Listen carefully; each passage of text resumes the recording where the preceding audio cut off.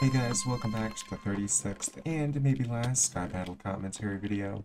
So a few days ago, I was just watching a YouTube video by Crafty Masterman, and basically it was about do Minecraft Bedrock and Minecraft Java redstoners agree on some things. And I don't know if you would class me as like a real redstone person, but I do redstone from time to time, okay? I made Wordle by myself with concrete powder a few days ago. That was pretty cool.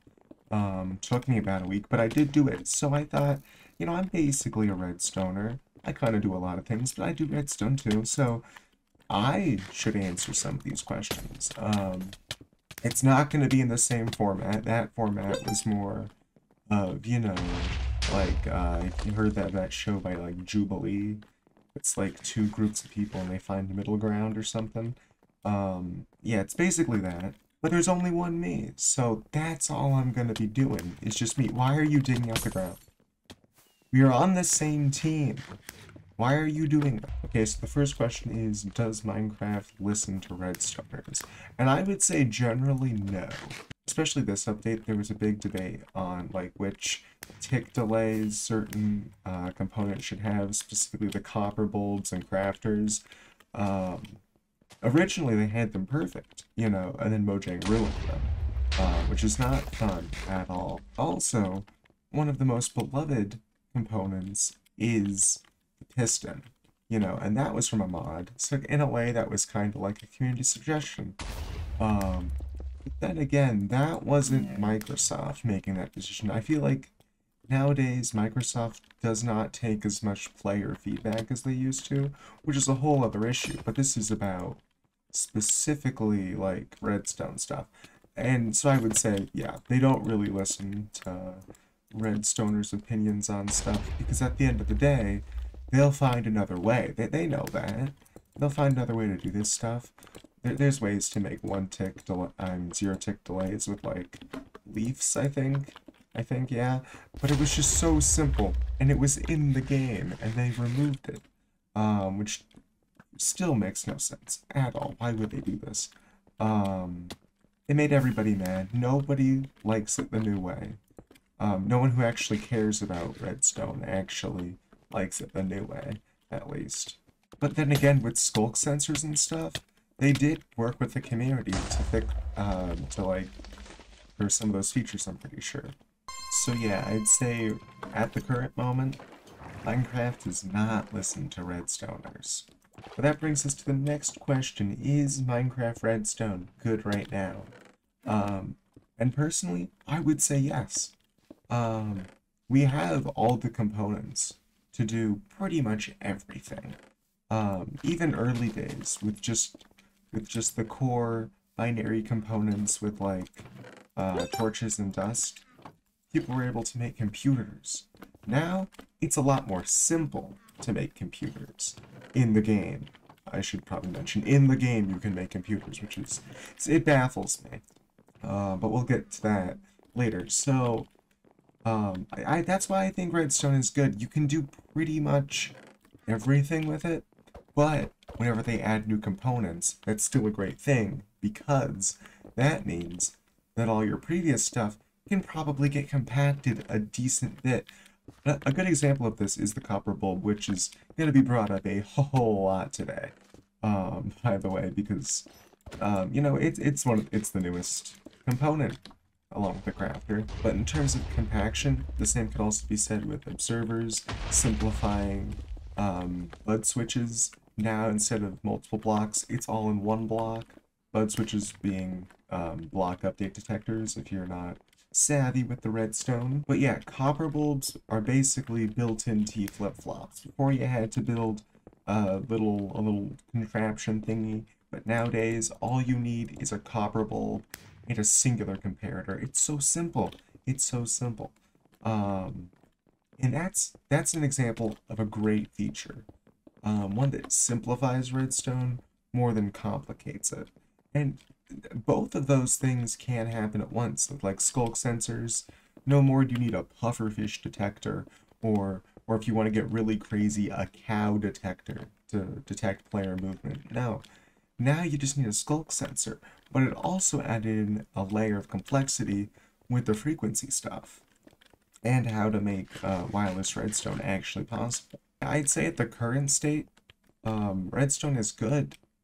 I of course would love so many updates to it, but I would say we don't technically need any because it's already, you can do everything with it. And that brings us to our next topic. Is redstone parity good? And is redstone parity possible? So if you don't know already, and you have never tried to look up anything redstone related, there's two versions of Minecraft, both with incredibly different redstone mechanics. And beyond the surface level stuff of pistons can't spit out their blocks in Bedrock Edition, everything is slower in Bedrock Edition, okay? Everything is just, it's just bad, okay? It's slow, and Mojang doesn't want to fix it. But this is one of the questions that my opinion before I watched that one video has changed ever since I watched it, because they brought up a very good point. And that is, it's not a good thing. Because before I thought, oh, it's a good thing. Both versions would be in unity, you know, redstone wise, everything would be consistent. But, and this is the thing I didn't consider before that video, everybody's stuff, probably on both sides, because I'm assuming they're not just gonna use only one version. They're gonna combine the two. Everything is gonna break. Literally everything. The systems are so different that there is no way that anything is going to survive the redstone parity change. Nothing. There's just simply no way that that's going to happen. And so the only way you can do that is really to add like different systems. And a great way to do this for the cobblestone and stone-based redstone components, you could use deep slate for one of the versions and regular cobble or regular stone for the other versions.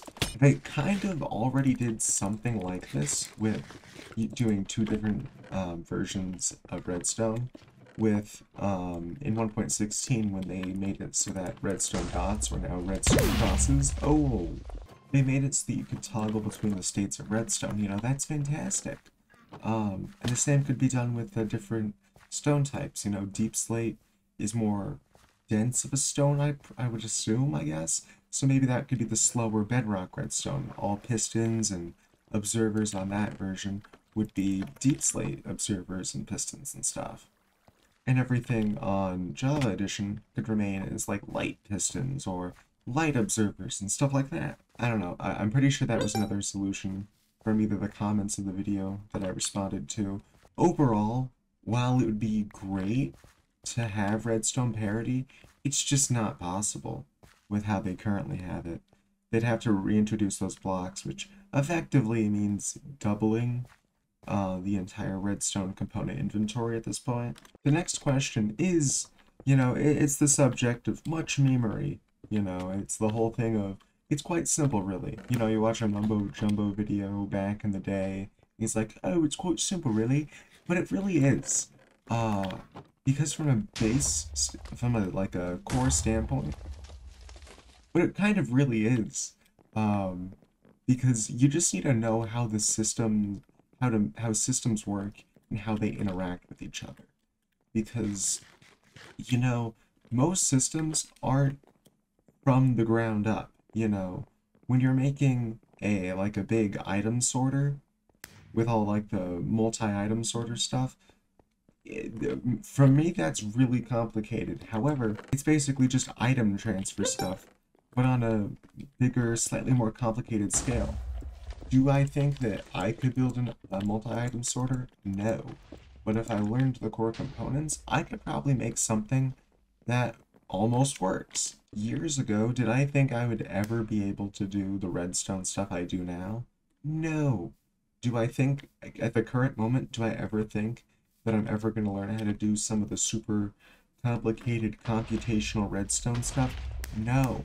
But there's a chance that in a few years, I do learn that. You know, who knows? I think that it's great that there's you know, tutorials online. For example, Matt Batwings has a great computational redstone tutorial series. You know, that series, it can teach people from the ground up all sorts of mechanics. And it isn't just exclusive to Minecraft. No, you can learn how actual binary stuff works, which I think is fantastic. But it's things like that, you know, you can learn from basically any tutorial online. How do you make an XOR gate? I don't know, but you can look it up, you know? How do you make a 3x3 piston door? You'll look it up usually. Like, I don't know if this is the best way to explain it, but Redstone is less hard more than it is intricate. You know, it's got a lot of moving pieces, sometimes literally when it comes to pistons, you know? Um, but if you just take your time to understand and absorb it, it's not really that difficult. And this ties nicely to the next question, which I basically already fully explained, but how do new players learn Redstone? And I would say, look up tutorials, but first, experiment. You know, like do your own experimentation on how stuff actually works. How do comparators work? Okay, maybe do a tutorial for that one, but like, how do repeaters work? How do torches work? How do all these systems together work? Or do follow a tutorial, but then take a look at it. How does the stuff work together to make the system function? And then try to make your own. It doesn't have to be the best 3x3 piston door, but if you made it, you know, there's a sense of accomplishment in that. And you'll feel better about doing redstone, and that means you're more likely to try and make your own stuff later. There's no doubt that redstone is daunting, okay? There is a full over a decade worth of creations people have made on the internet and just in general.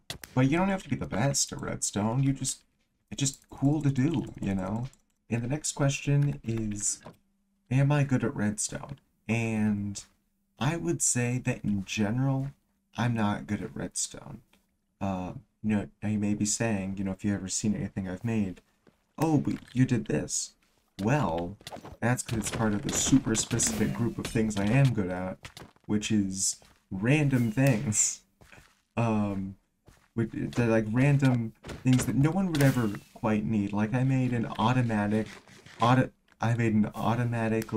dispensing, automatically delivering redstone powered suspicious stew vending machine thing for a UHC world. You never need that in any other application besides UHC. And even in UHC, you don't even need that. You can just use golden apples or just carry stew to regen. But also, I don't think that in general, with every type of redstone, every branch of redstone taken into account, that most people are good at redstone. Or like good at everything with redstone. To use an example from the original video, there's folks in that group who have never made a 3x3 piston door and don't know how to. And that's why I would say, just in general, I'm not good at doing all types of redstone. I don't understand all the mechanics that make 3x3 piston doors work. In my creative world, I have this one little space where I tried to make a 3x3 piston door. And it's hilarious how bad it is.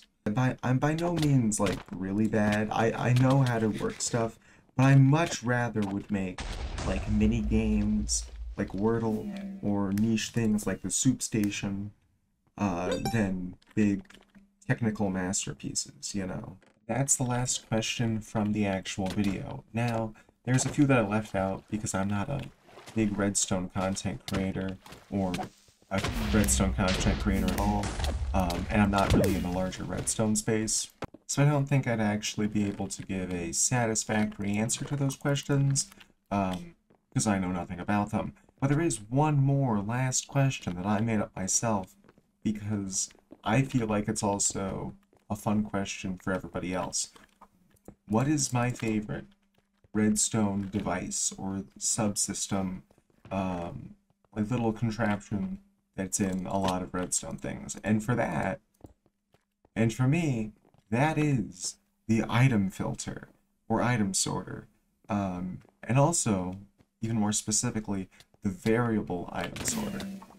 The soup station I mentioned earlier functions off of item sorters. The Wordle system I mentioned earlier functions off of variable item sorters. Basically, if I've made something, there's a good chance that an item sorter or a variable item sorter is in that thing. I feel like they're just such a cool thing. I don't even know what it is about it. Like, I thought of an enchantment recall system where I like throw in a certain item pertaining to a certain enchantment and it throws it out. Guess what that's powered off of? Item sorters. I love them. I can't get enough of them.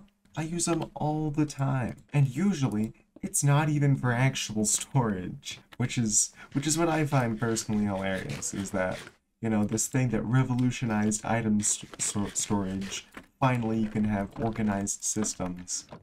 And I'm just using it for like mini games and stuff. So yeah, I hope you enjoyed my controversial takes on Minecraft Redstone. If you haven't already watched the video, I'm sure some things appeared in like the cards or in the description, and you should totally go watch it because it's a very fun video. If you want me to give my opinions on any other Minecraft stuff, let me know, because that sounds fun. And I will see you next week. Bye-bye.